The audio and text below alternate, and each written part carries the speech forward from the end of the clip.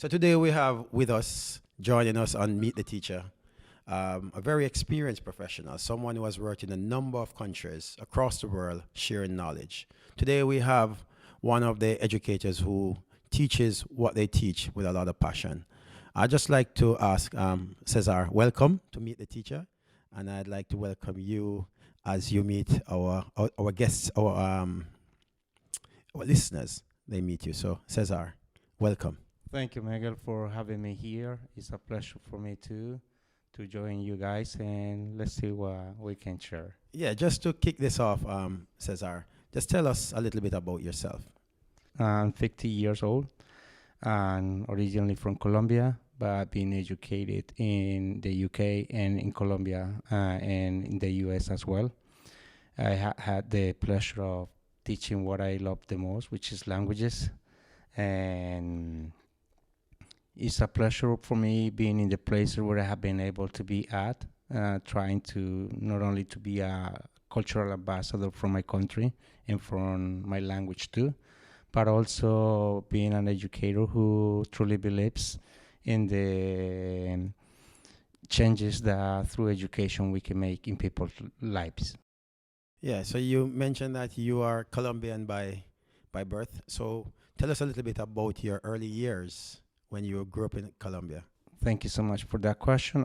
Yes, I grew up in Colombia in a city called Pereira, and I belong to a region that is called Eje Cafetero, where the coffee plantations are mostly, and that region is composed by three cities: Pereira, Armenia, and Manizales. And I've been so lucky to study in the three cities. So I did some of my studies in the three cities. I know the region very well, and it's really quite nice to pinpoint to people when they ask about Colombia to show them that particular region that I know very well. Then after that, I was able to move for the first time to the US in the year 2000 and started my international career there and also continue my further studies there too. Okay, so let's back up a bit. So you went to the US. Were you teaching in Colombia? And tell us what that, if that happened, tell us, what was that experience like? Yes, I began my teaching career in 1993. I was pretty young by then, so but I was very lucky also because of my passion and let's say the commitment and all the good support I found on my superiors and my supervisors that I was growing on my career very quickly. And then in year 2000, I wanted to take another step going forward, and I was able to be recruited by an American company to be the second Colombian teacher being recruited to teach Spanish in Atlanta City. Oh, wow. Mhm. So you went to Atlanta. And what was that experience like? That was an experience that truly changed my life as a person and as a professional. I was able to teach at a inner city school in Atlanta City for the Atlanta public school system. My prior experience to that was at the university level in Colombia and private schools in Colombia. So it was quite different, but I always be thankful to God and to life for giving me the experience because that made me a better teacher. Tell us a little bit more about, you mentioned some experiences and you mentioned the fact that this was life changing for you. Could you share any particular experience from memory that was really life changing for you and in what way? Yes, certainly I will never forget about when I was teaching in Colombia. I never had to deal with any discipline problem. So I didn't know anything about classroom management. We didn't even study that at the university by that time when I studied. So being placed at the US and also being placed with having students with special needs. So that was another thing that I had to prepare myself. I had to understand that I needed to improve my teaching skills. It wasn't just by memory or from the prior experience that I would be able to succeed there.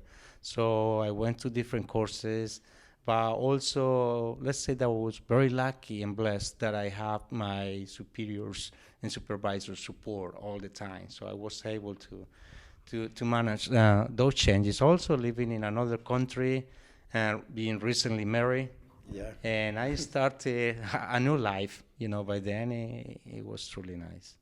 So you moved to Atlanta and then you started your family there, or? Yes, I moved first by myself, and then after 6 months, I was able to bring my wife, Sandra, by then, and we started, and then we stayed there for 3 years. Then Sandra became a teacher there too, and certified teacher there, and that's how the two lives change also. You talked about 3 years. You also talk about the transition from working in Colombia, where you're in the private school system without issues of behavior, and then you move into Atlanta, and you had to make that transition. How did you manage to, prepare yourself in order to make this transition successful? Was it a successful thing for you? Yes, it truly was a successful experience, and it's been one of my most rewarding experiences as a person and as a professional. Number one, I do remember that before making the decision of moving to the US, I had an agenda, a planner, where I wrote all the reasons why I wanted to move from Colombia. I was very successful. I was at the peak of my career by that time when I left Colombia for the first time. And going through the daily challenges at first, school, the type of students, and the type of needs that I had to meet. Then I was able to go back home every single day. I remember reading that planner and reminding myself why I was in that place. That helped me a lot. But certainly the other thing that helped me a lot was by having my wife with me then. So I had company. So, and that was this help getting from her and this support coming from her that made me adjust quicker. And then all of a sudden everything became like normal. So you teach Spanish at the moment, yeah? And you were teaching Spanish then? Yes, I started, when I was in Colombia, I started teaching English as a foreign language. Then when I moved to the US, I was recruited to teach Spanish there. By being there also, I went through some studies where I got certified for teaching ESL and for teaching Spanish as well. So my first experience was teaching Spanish. So, in that time in Atlanta, I want to stay there for a little bit. Was there anyone that you can think about, people who really supported you as you tried to make this transition? Was there anyone you can think of? You said these people or that person was an integral part. Yes, I will never forget my principal. I had Dr. Joyce Clark. Dr. Joyce Clark, I saw her on action. She led by example. That was one of the things I will always remember by her, but I will always remember just one piece of advice she gave me. She said to me, Cesar, remain professional at all times. So you can go through that sentence from many ways, but I remember that I had to never to lose control there. So no matter what the circumstances were on the daily basis there were moments very challenging. I saw her also going through very challenging moments with parents and with the students, and I remember her all the time being professional at all times. I mean, most times that we complete our journey as educators, we have people that we always want to remember as people that have been great influence on our progress. Now, you mentioned a little planner, yeah? Is that something that you still resort to at the moment in terms of keeping yourself focused? Yes, there's one area of my life as a writer that I do handwriting. No matter we have computers and technology, yes, I do also use them. But my first contact with the thoughts and transferring the thoughts into paper is by writing. So I had continued that. Even I started a good tradition in Colombia when I was gonna be living Colombia for the first time. Since that moment on, now it's almost 20 years. I've been every year creating a journal with my students. At the end of the school year, I always ask my students to freely write what the year was for them. Uh, there's no conflict of interest by that time. Grades are done and everything. And quite frankly, those diaries have helped me even getting jobs and getting job offers when I have gone to interviews. You clearly left Atlanta, so what happened next? So when I finished my first term in Atlanta, it was from 2000 to 2003. I got by the company I was working for. I got the offer to go back to Colombia and recruit teachers there to be able to have the experience I had.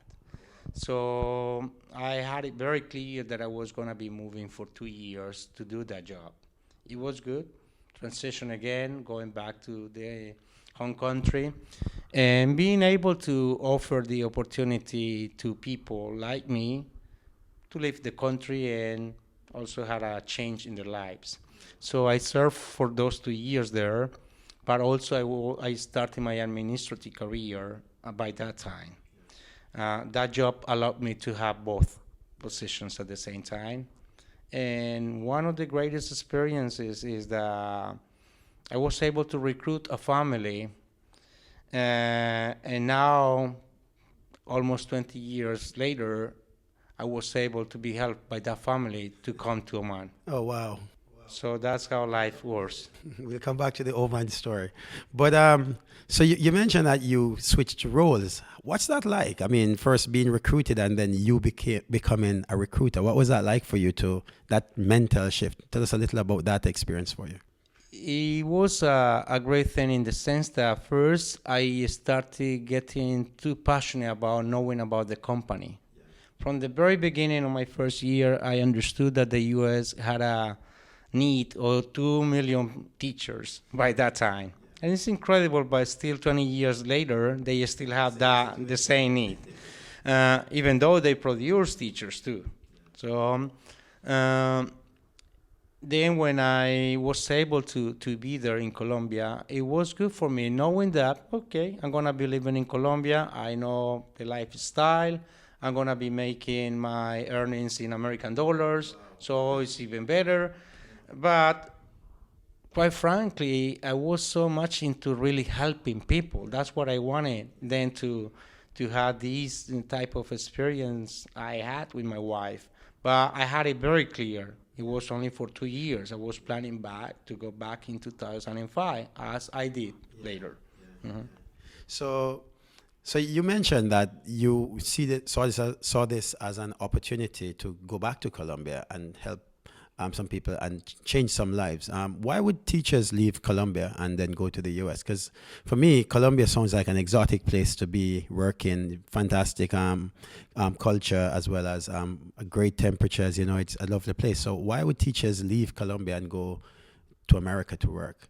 Okay, there's two main reasons there. Thank you for having such a great views on the country and on the people as well. So people leave. One is because they want to enhance their profession. They want to take other challenges, and of course, always living abroad is exciting and exotic too. But there's another reason. Unfortunately, in my country, the teaching career is not well paid as it should be. So it's always also attractive when I became a recruiter, I was able to show people the possibilities for making savings. So when you show people that on paper and through my own experience, so of course they get excited also about having an opportunity like that. It was also an economical as well as a professional change. So you left Atlanta and went where? First time in 2003, went back to Colombia up to 2005, then came back in 2005, and they left Atlanta again in 2011 when I first moved to Europe. That was Germany. So when you went to Germany, was this on a program or was this an international? International. So this was like moving because when you went to Atlanta, you were working in the public school system. So when you went to Germany, were you still in the public school system, or was it a truly international? Truly international. And how different is that? Okay, I had to be honest. Number one is when I was for those 6 years in Atlanta from 2005 to 2011. Also, I picked my career. Even I started my PhD degree by then, but I felt that I wanted to have another challenge. By going to Germany and to the international school system, let's call it like that, I had some challenges. Number one, I had to teach IGCSE that I had never taught before. I knew the US curriculum. I knew also the NYP curriculum because the school, even though in the US was public, it was an IB school, IB program. So being there also, I had the chance to teach the diploma program in Germany. So it was challenging and exciting for me in the senses that I knew I was going to continue growing on my career. So that's basically. So would you mind saying which school this was you went to? Leipzig International School. It's called LIS. Okay, LIS, so Leipzig International School, and it was truly international. For our listeners, I really want you to tell us a little, really about contrasting what it's like working in an international school compared to working in a public school system. You can choose to look at even working in Colombia as against that, or Atlanta, but just try to explain to our listeners what this is like. Okay, I had the opportunity to experience, let's say, all the colors in that particular matter. For example, in Colombia, it was just Colombians. In the US, my first school was just Americans. But when I went back to the US, to the IB school, that was like an international school. There were more than 45 nationalities represented, more than 20 languages represented, and all those things. For me, even though I was working at a public school and an IB school curriculum, it was like an international school, okay? So then when I moved to Germany, it was quite interesting to see that half of the population basically at the school were Germans. So this is another color, if we can call it like that, that particularly the school had. Of course, the school also had the challenge on other type of students from different nationalities. For example, I was teaching ESL and I was teaching Spanish at the same time. And those were students in both classes, but these were kids who, when they originally came to my class, they didn't speak any of the two languages. So it's quite interesting also to have that opportunity to see now I'm influencing them in two languages. One, the language of survival, which is English, because the school is driven by that, you know. But also you are giving them the chance to experience another foreign language there. So those are like the changes. How do you overcome that? Because you just described a scenario where you had the language of instruction is being learned by the learner, and you're now teaching them another language on top of that. How different is that for you as a teacher, and what did you do?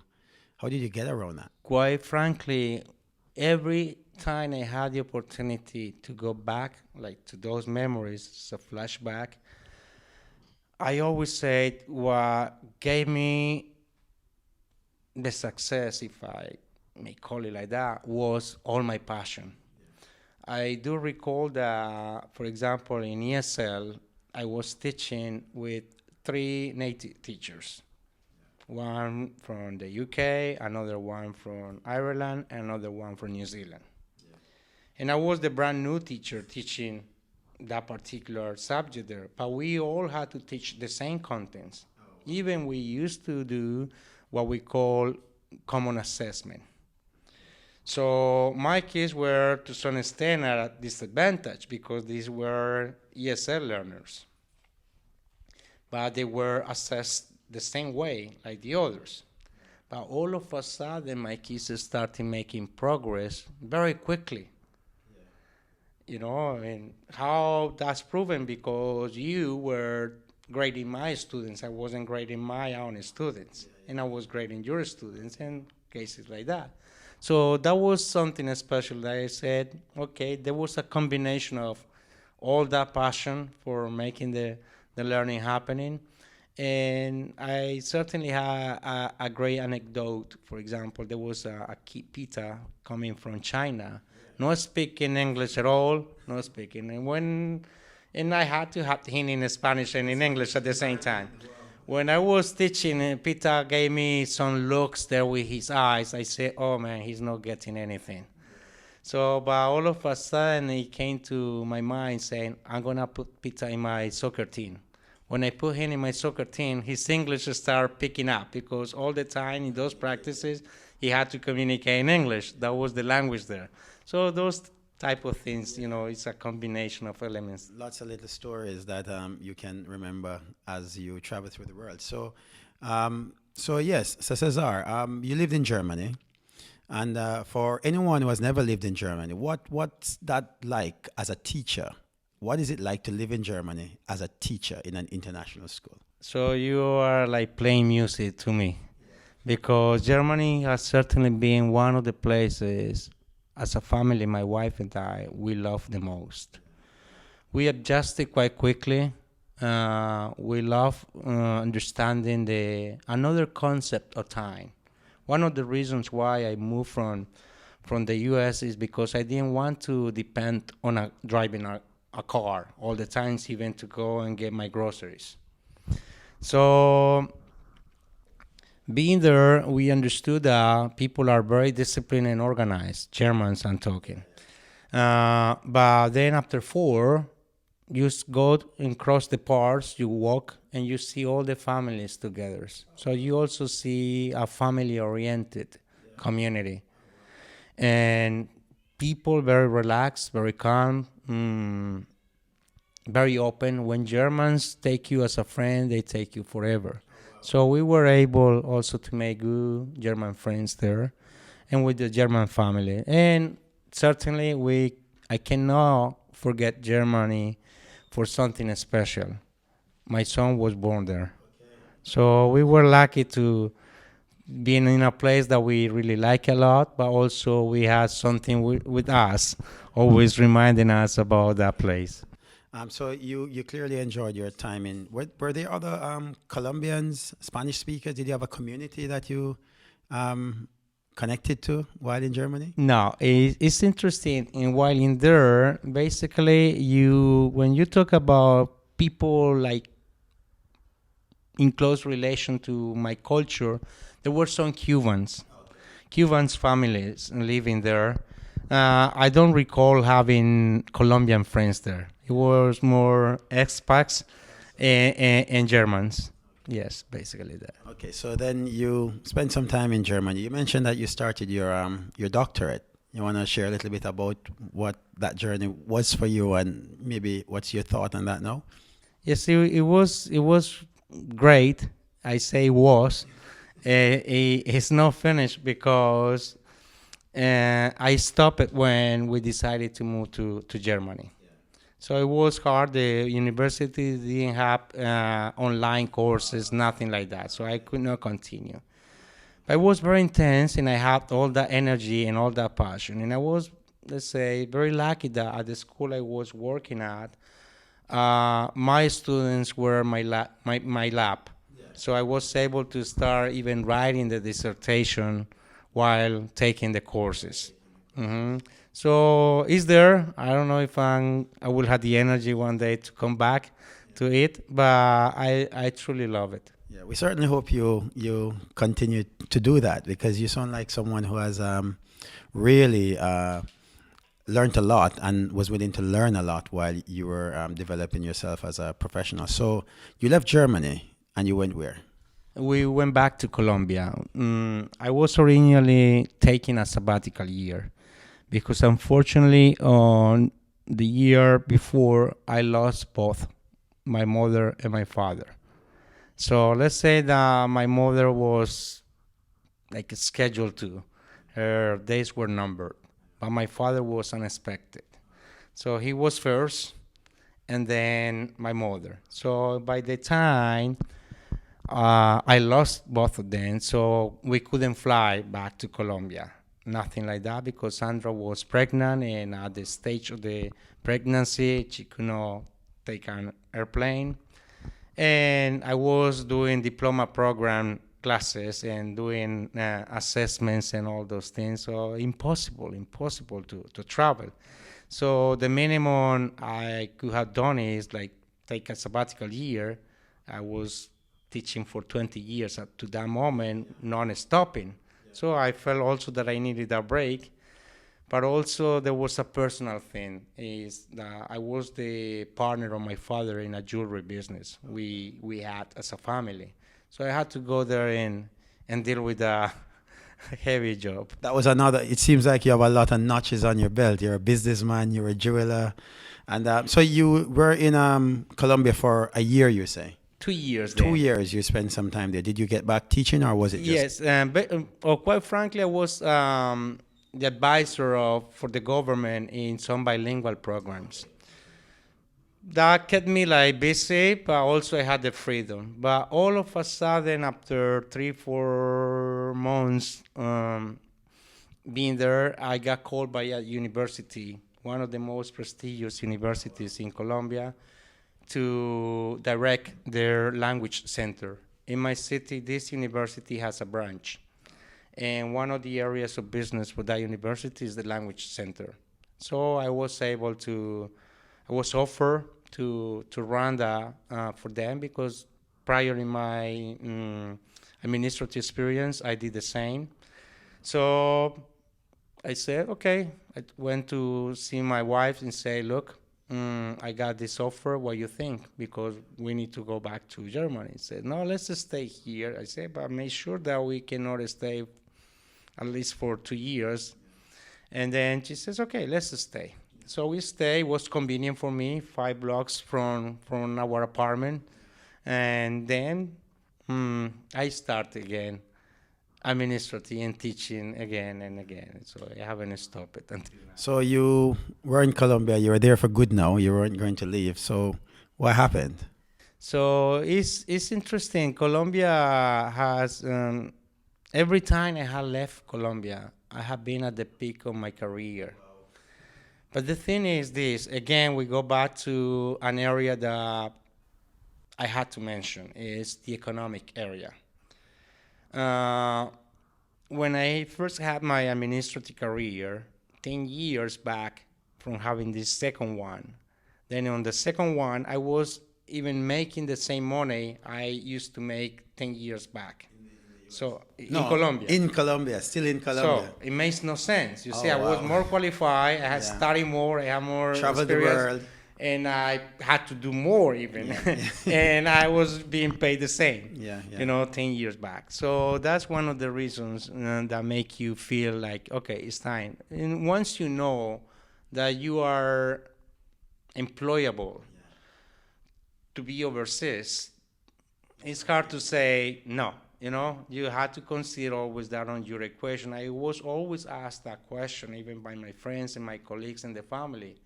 Are you tempted to start looking for? So I never say when, Yeah. but it was there. It was deep down inside.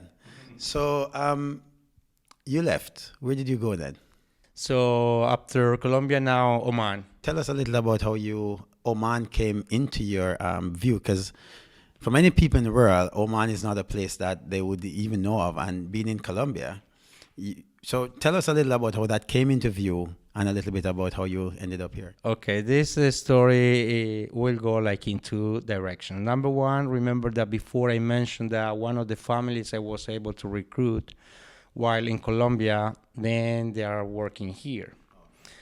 So I knew my former colleague was working here, and every year we had some contact. But I was busy either in Germany or the US or Colombia. So I happened to have the chance to know where Oman was Okay, and what through was that it like, through and that. at least knowing the website from the school and all those things.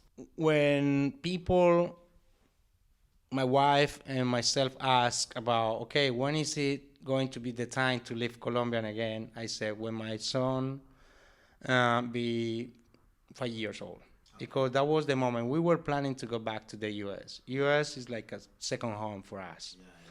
So I say Ethan will be fine, so he will be able to be at school. But then I started my search, Okay. and I had a job interview when the Oman came into the equation. So then I also got a job interview from Oman unexpectedly. It wasn't planned. So then I happened to have the Oman, the Muscat job interview in the evening time, and then in the morning time the following day I was having my interview with the people from the U.S. So I said this might be taking 1, 2 weeks, something like that. No, the same day I got the offer from the U.S. So I said, wow. So while people in Oman were still looking for my references, so then I contacted my friend and I said, look, I got this offer. So you better tell your bosses that if they want to go to the next step, so we need to talk now. So, and certainly it happened that way. And then I was, let's say, on the table with two job offers, which is an ideal scenario. No, not always happens like that. So then, oh yeah, all I asked to both parties was, give me 24 hours. I need to discuss this with my family.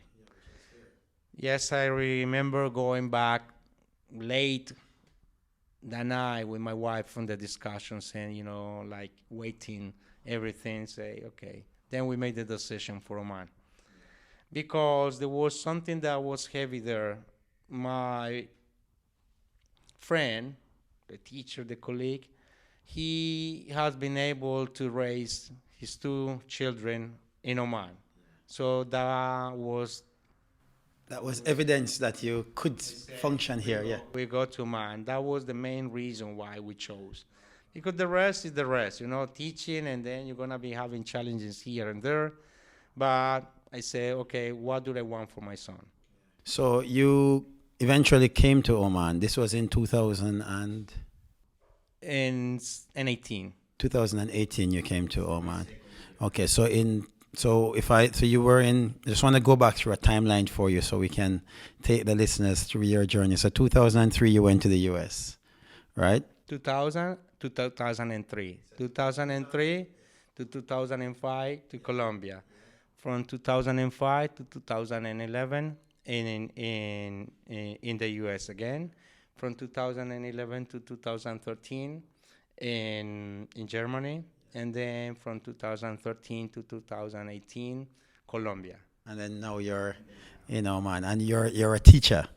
Yeah, yeah. So you're doing all of this just by being a teacher. I mean, when you started out your teaching profession, you maybe wouldn't have thought that teaching would have taken you to so many places in the world. So Oman, what's that like for you? Oman certainly is a place that is rooted in our hearts as a family and for me as a professional. I had the opportunity to be now at a school that is very organized, a school where certainly I feel that I'm growing, which is the ideal, and a school that is also taking some challenges for me. And the adaptation process has been easy. Oman is a very quiet, nice place. People, their hospitality of the locals is very good. And let's say as a family, we're lucky to have some local friends, which is wonderful because some of the learning about their culture and their home country comes through them for us. And it's wonderful. Any Colombians here? Yes, there are more Colombians here than the ones I met in. It's interesting because either many of them are known now, and I have met them more through my son and my wife, play days and all those things in common. And it's interesting. It's a huge community.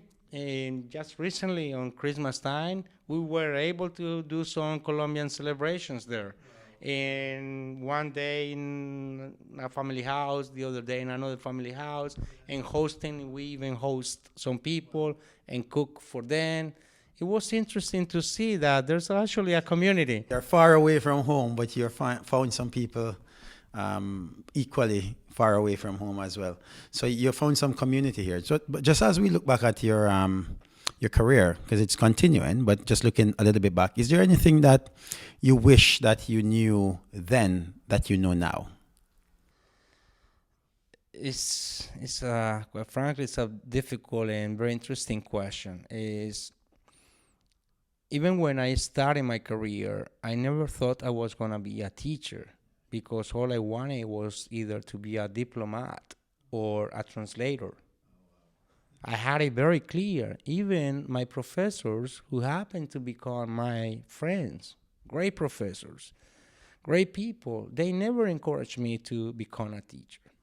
So, but teaching was inside me. And of course, I had known that it's through not only through passion, but also through studying and learning from the example of others. You know, like a lot of we do in this career is also through imitation. We try also to, the style is the man, as Buffon used to say, but we also make references on what other people's do. So that's basically how I nourish myself also. But certainly, being at the international schools, we are learning constantly from our students. It's something very rewarding. Just by having that experience is worthy the rest. So you're here now and you're enjoying your career. Is there anything you do in your spare time to take your mind off teaching, or is it that you're just fully consumed into teaching and just focus on that? Is there anything you do to take your mind off that? Yeah, thank you for asking that question, because now we go to another piece of music in my life, which is poetry. So no, it couldn't be just 24/7 teaching. It's hard. No matter how much I love it, but I also need to have some distance from that in order to make my living more balanced, my life more balanced. So yes, apart from the teaching, let's say Oman is driven by a family-oriented place.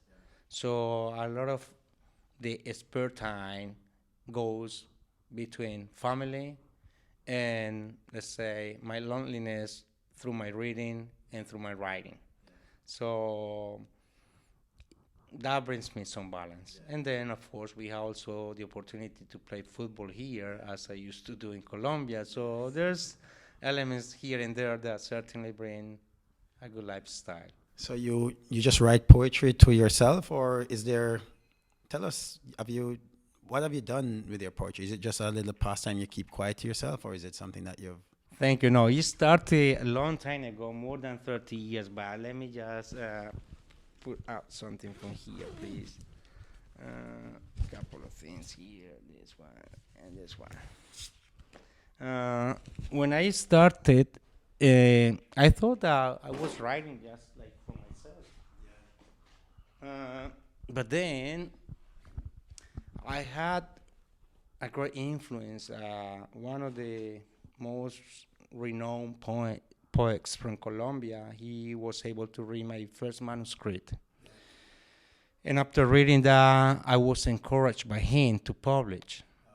So I wasn't encouraged, let's say, by my brother or by my sister. I was encouraged by an outstanding person that for me was this big example. So then I decided, I published my first book in 1996.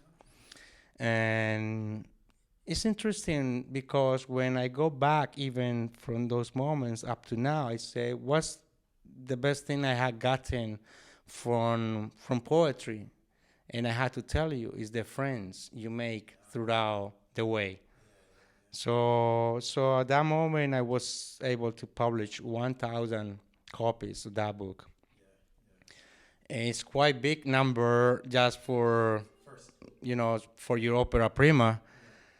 And I was, let's say, blessed, lucky that all the copies sold out. and many of those copies went to different countries. But then it was throughout the years, even up to 3 years back, I had people that I had never met before, and they met me in Colombia saying, Cesar, uh, I had your first book. And they started talking about that book as if it were yesterday. I said, whoa, wow, that's interesting. So then in year 2017, I was able to publish this second copy. This second Let's book hold this is one. called Memoria Memoria Imperecedera. Imperecedera de las Horas. So And what does that mean in English? What does it say? imperishable memory of the hours. Imperishable? Memory of the hours. Imperishable memories of, what does that mean? In other words, they never end. They never end. You see. So, but when I have this copy here, I published 500 copies of this.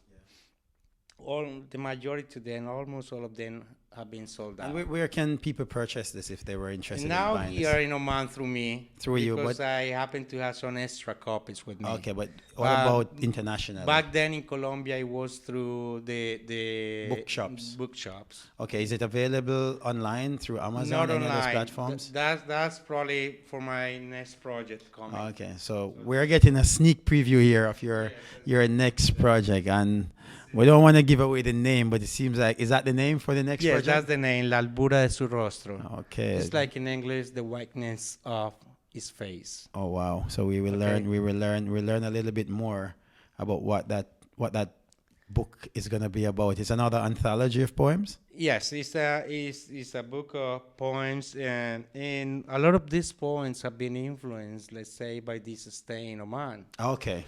And one of the elements related to the title is certainly the concept sun. Okay. So as you know, we are in a place of sun. But it's interesting to see how much we can end up being influenced to write about that particular star, that has chosen us, but we haven't responded accordingly to that. So it is like that. So it's say a silent process, and no rushes. The time it took me between the first book and the second book to be published was almost 20 years. I was not in a hurry, as I am not in a hurry with this. This is basically finished. It's ready. I'm doing some touches here and there, but it will come the day. Its day will come. I know as someone who has the faith that this work will be, because it has to be known by others. So once, let's say I publish this one, and then you get it, this book doesn't belong to me anymore. This is yours. So that's the purpose of the art of writing.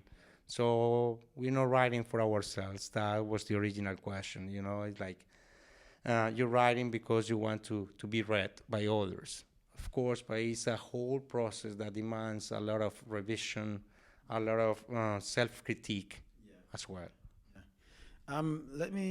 So you've written, do you have any poem that you think you could just share with our listeners? A very short one, Absolutely. Yeah, If you allow me, I'll pick one from this one, and I will pick one from the other one.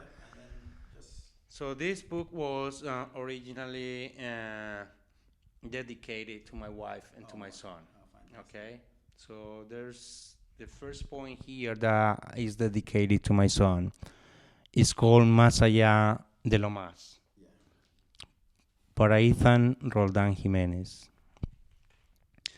Como el más reconfortante consuelo, como la más inesperada encontrada alegría, como el más guardado presente sueño, llegaste tú, apareciste tú, y más allá de lo más, estabas tú, ahora tú, estarás tú, creciendo con los instantes, como la más noble esperanza, como el más esperado fruto, más allá del amor incluso, como la más vibrante y viva razón de mi existir. So this poem became, of course, right after my son was born. And he basically tells what's the meaning of being the father of that son. So that's something from there. Is the opening poem from that book as a special, let's say, reason. And then from this one here, La albura de su rostro, I will read the first poem I wrote for this book. It was written in Colombia. It has a nice story. I will share the story after I read the poem here. It's called Los Otros. En las sombras duermen, respiran y mueren, lejos de todo el inmenso y público amor que otros tanto declaran para sí y entre sí tenerse.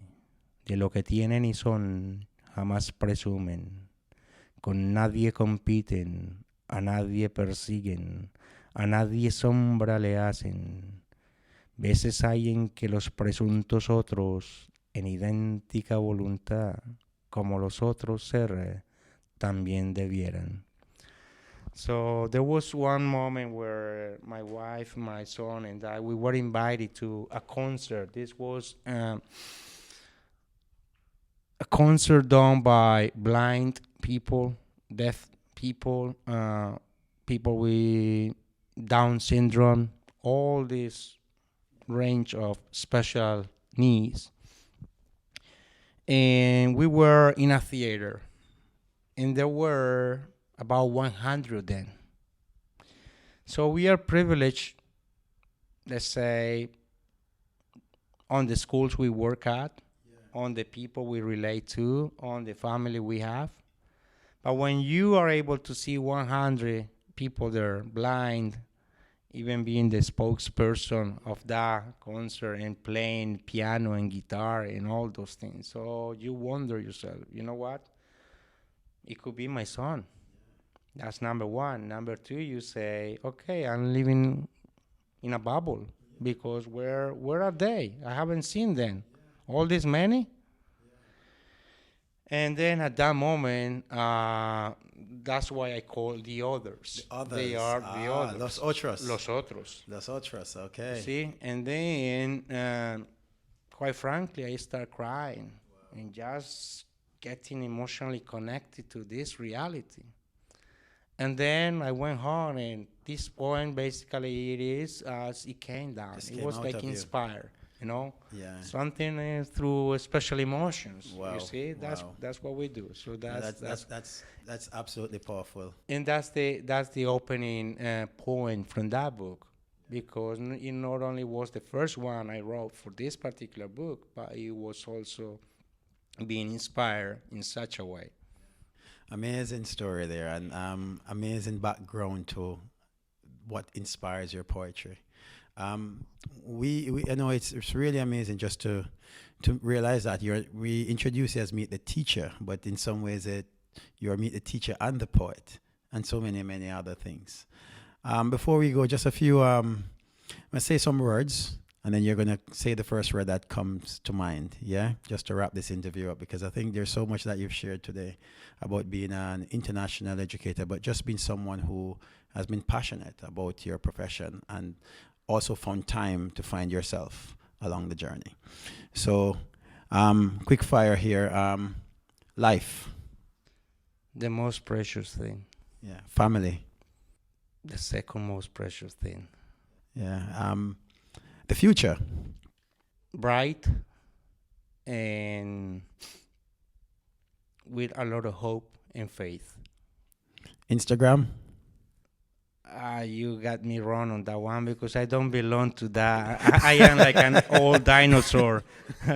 No social media, nothing like that. I don't belong to that word. All right, Cesar, it was a pleasure. Thank you. Thank you, Really, Miguel. Our pleasure. it was an too. Thanks a amazing lot for pleasure to having have me. you here. Yeah, and I'm sure our listeners would have enjoyed that really touching and just informative interview. And welcome, and I'm glad you came. So hopefully everyone met the teacher and poet Cesar Roldan. I had to say thank you to you for this initiative.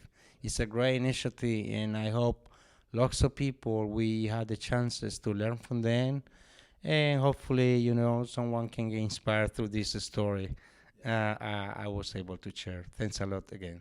Thanks for coming in, Cesar. Well done. Thank you. Bye bye.